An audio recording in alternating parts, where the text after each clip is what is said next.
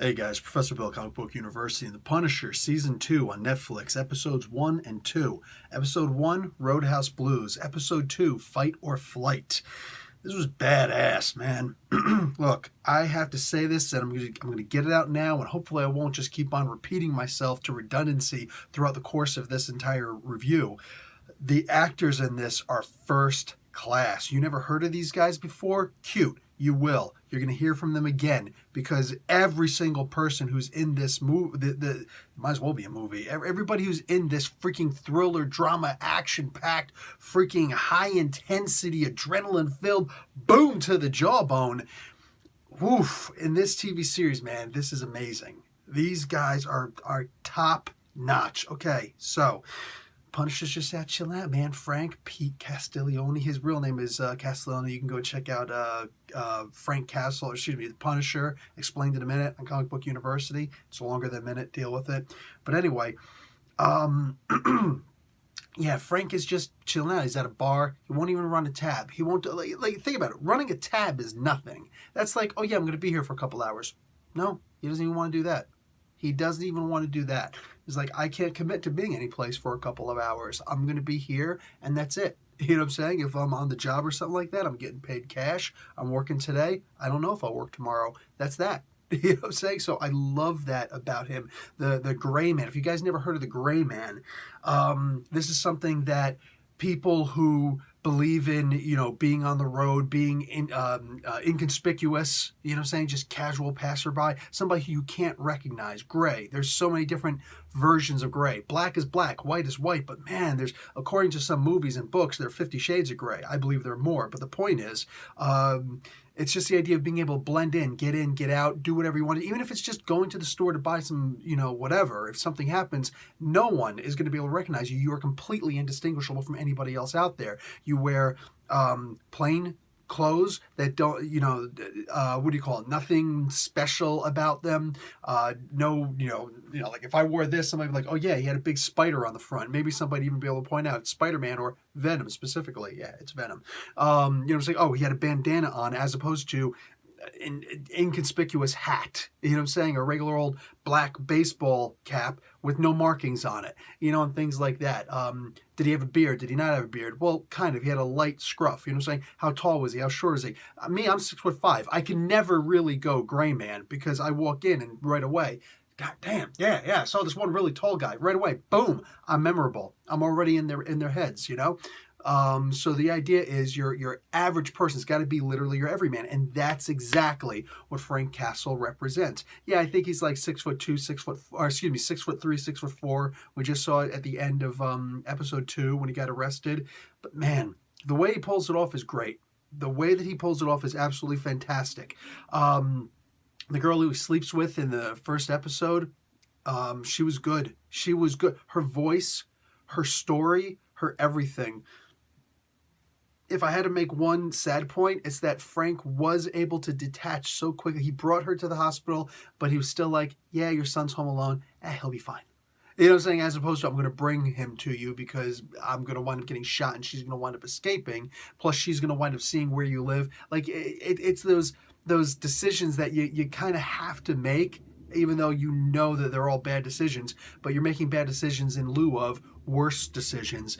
I love how these first 2 episodes are driving that home so perfectly. The fights might seem a little bit worn out, long and drawn out. Some people might be like, oh, Frank... A lot of people always think Frank is just about shooting guns. No.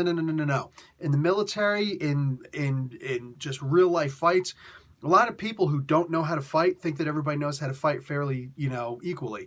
People who don't know how to fight think that, oh, if you're really strong, you're going to win a fight. People who don't know how to fight think, oh, if you took the martial arts, you're going to win the fight. No. People who don't know how to fight think that that somehow there's a knockout blow where you can one shot hit somebody and they're going to go down every single time. No. That doesn't exist. What usually happens is, what goes on in your head is, I'm going to hit this guy and I'm going to keep on hitting him until he goes down. What we never think about is what really happens is, you're going to hit this guy, he's going to hit you back. And it's going to keep going back and forth. And the question is, how used are you to pain that for you to be able to keep on going? How much, how in line with your breathing have you actually been with your actions so that you don't get winded or gassed too quickly? because that happens. It happens all the time. Most of the times fights get ended because the other person's too tired to lift his hands to block because he just doesn't have anything left. So imagine the only thing you could do is look at somebody leaning over trying to get breath while they're literally multiple times punching you in the face because you got gassed. Like that's how fights actually work. So seeing Frank actually go from I'm ready to go to I'm exhausted, I'm just going to keep on hitting you with this freaking, miniature double barrel 12 gauge. So I'm just going to keep doing that. Oh my God. That was just such a freaking realistic fight. It was, I don't usually see people getting hit in the face with shotguns, but the point is, like, it was just so damn believable. People just, laying there, man, messed up. Frank pulled off, here's something that's interesting. Sometimes you could tell if somebody knows how to fight. You know what I'm saying? And if you've been in certain situations, I've backed down from fights. I'm not going to sit here and act like I'm the toughest SOB in the world. Nobody's the toughest SOB in the world. And I've straight up backed away from fights before. I see a guy who's just like, he looks like he's not going to feel pain. I can't hurt him. You know what I'm saying? And he can hurt me. I'm backing down from the fight. It's not worth it. It's not worth it. You know what I'm saying? Oh, you're a wimp. Yep, I'm a wimp. I'm also still walking under my own volition, right? So I'm going to call that a victory. It's cool, man. You take what you got to get. You take what you can get. This dude, he's just standing there and he's so gray, man, that these three soldiers, and I'm talking not just soldiers, the two girls and the guy who were in the bar bathroom and still in the end of the first episode, they're not just soldiers. They're long past being soldiers. They're mercenaries at this point. So they don't follow nearly as many rules anymore. I don't know what that's like. I can only imagine, and it's terrifying to me. Just the idea when the Punisher went and said at one point here to that girl Rachel, if that's her real name, here, take this gun. It's just point and shoot. I'm thinking to myself immediately, well, you got to tell her about the safety. And he right away says, there's no safety. I'm thinking to myself, oh my God, I don't know what I would do with that. I'm not joking, man, because like 6 years in the military and all the time that I've had using guns my whole life, not just the military, the safety is your friend. The safety is your friend.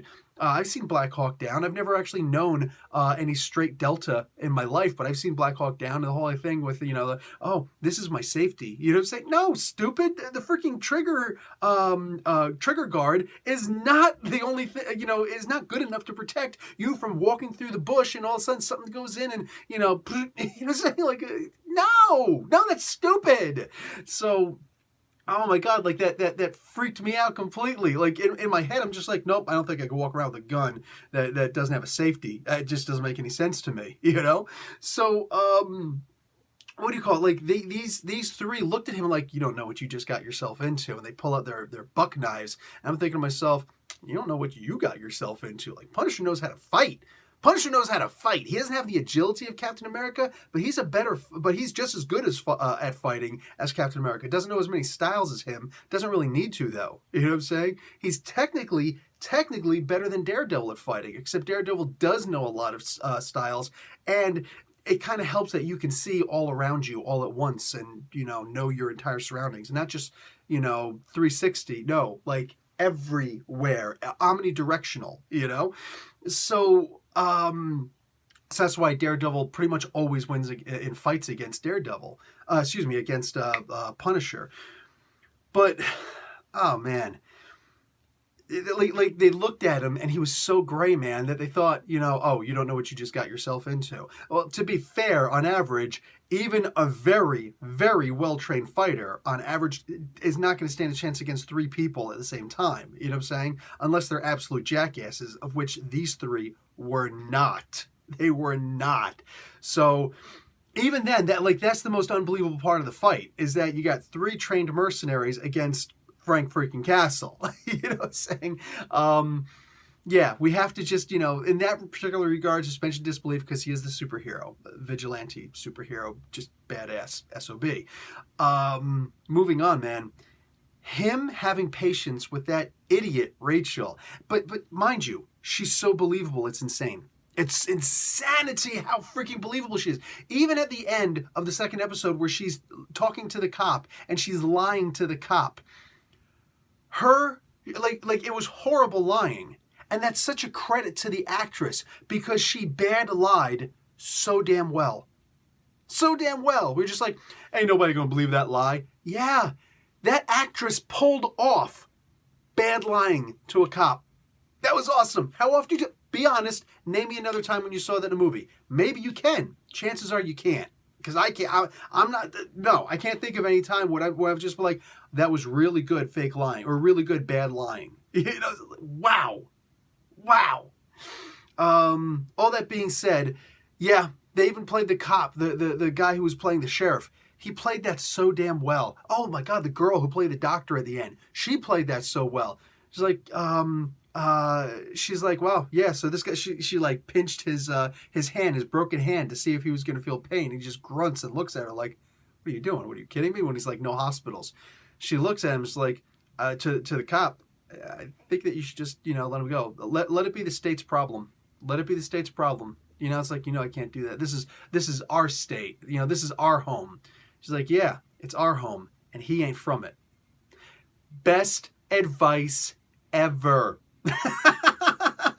Best advice ever. That woman is a genius. She should be the mayor of the town. I'm just saying. The cop, dumb cop. If you're a cop out there, look, man, just be a good cop and I'll love you. You know what I'm saying? On average, though, cops get away with a little bit too much. That's just my opinion. On top of that, it bugs me, and I'm going to explain a really good scene in here which depicted this. Such great writing in this show, man. Such great writing.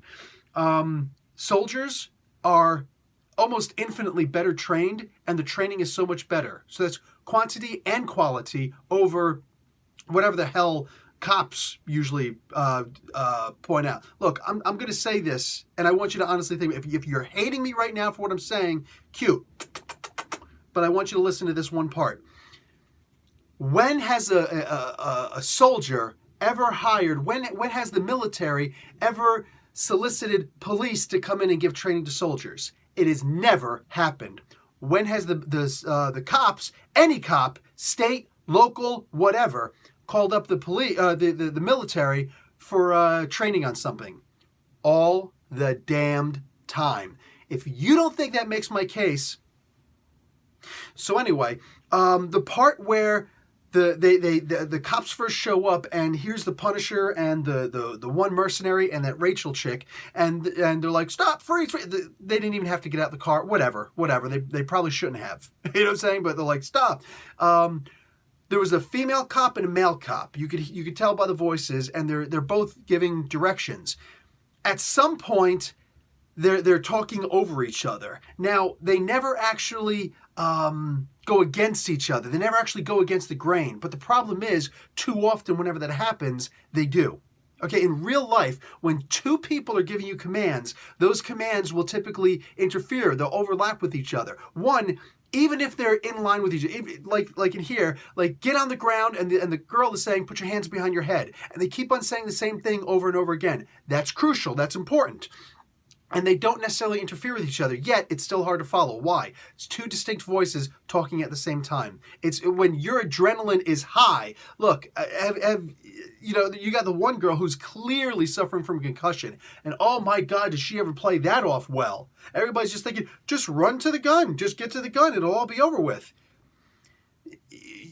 Anybody who would say that is someone who's never had their bell rung before, someone who's never been hit in the head so damn hard that you can't see straight. Oh, you're seeing images, but they don't make sense because they're not computing with your brain. Like, it's a horrible, scary feeling, but it is what it is. Yet she still had the training enough to just keep on trying to walk forward. Single-minded determination. Walk towards the gun. Get towards the gun. Walk towards the gun. That's it. And that's all that she really was supposed to need. The problem is the Punisher was in better shape than her. Sucks to be her. Sucks to have not been him. That's not even about training. That's just pure toughness right there. That's just grit. What do you call it? When your adrenaline is high, you can't hear. You can't hear anything. You can't see anything. Oh, you're hearing noises. You might remember some of them later. You might see things. You maybe will be able to remember some of the things you saw later, but they'll all be confused, they'll all be blurred. You won't be able to understand any of them. At the time, it'll be impossible to understand anything. So cops are supposed to, the way their actual training is supposed to work is you keep on saying the same thing over and over again, which they were doing. But the problem is there was two people doing it, and they were both saying different things. So even though they co-aligned with each other, they didn't actually interfere or overlap with each other. They were saying at the same time, and it was bad. Put your hands over your head. Wait. One's telling me to get on the ground. One's telling me to get my hands over my head. Which one do I do? Well, you can do both. Nobody can make sense of that when your adrenaline is high. It's not going to happen. It's never going to happen. Adrenaline causes all pain to disappear. And unfortunately, all sense also. You can only focus on one thing at a time. That's what adrenaline does. That's one of the reasons why we're so super strong when adrenaline is going on, because everything is focused on just the one thing. Pick and choose it wisely. So I love that they were doing that total screw up where two idiots were talking at the same time. Just wow, awesome. Every single thing that they did. Perfect. When Rachel was talking to the cop and the sheriff was sitting there saying, right now, it looks like you're innocent. You know, you're not allowed to lie to cops, but cops are allowed to lie to you, right? When people are allowed to lie to each other, they will. Especially if they have a shiny little brass badge that says that they will never, ever, ever get in trouble for it. And even if some way, somehow, somebody brought some kind of a minute charge on them, your average jury is never going to convict a cop because too many people love cops, you know? Just, it's a funny thing. Anyway, somehow cops are heroes and military are scumbags who don't deserve any kind of health benefits or anything like that, right? Go figure. So, what have you? When he was sitting there lying to her right now, you look like you're innocent. Well, he played that so well. And then later on when he's just sitting there and this is exactly what cops are supposed to do. And he did it so well. He just sat there and just didn't respond. Just a little bit. He just left a void. And people who are guilty, people who are afraid will try to fill a void. People who are nervous, they will try to fill a void. So Rachel just kept on trying to fill the empty, the vacuum of sound. She just kept on trying to fill space with anything she possibly could. And they were all lies, which only hurt her more. Because again, she was acting like a bad liar. God, that was awesome. And then later on when she's like, I'm only 16. Should we even be talking about this? Shouldn't you call child social services or something? Oh, yeah. Nobody's going to notice exactly what you're trying to weave in there. I'm not asking for a lawyer, but I'm saying, you should probably call somebody. Like, come on now. Come on now. You think this guy is stupid? He's not. He knows what he's doing. So, him just say, and even when she started to just be quiet and try and think like, okay, I'm not going to fill the air anymore. He just prompts her a little bit. Like that. And all of a sudden she's just, fill the air more, talk more. Man. All of these scenes were played so damn well. This is, like, it kills me when you're going to finally hear the announcement that Netflix is canceling Punisher and they're not taking them on for season 3. It sucks, but it's the game that they're playing, with Disney, with Marvel, specifically with Disney.